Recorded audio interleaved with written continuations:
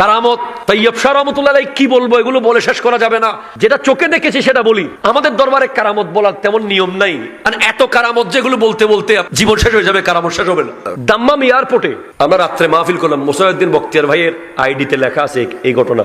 তখন ইরান হামলা করতেছে, ইরান আর দাম্মামের বর্ডার পাশাপাশি। এয়ারপোর্টে সকাল 8টায় আমাদের ফ্লাইট, আগের রাতে মাহফিল করেছি, সকাল 8টার ফ্লাইট আমরা মদিনা শরীফ যাব, হুজুর কিবলা সহ, পীরে বাঙ্গাল হুজুর। সকালে যখন এয়ারপোর্টে আসলাম দেখি মানুষ আর মানুষ, হাহাকার। কিরে, প্রায় 8টা থেকে 8টা ফ্লাইট ইনস্ট্যান্ট ক্যান্সেল, এক শব্দে ক্যান্সেল।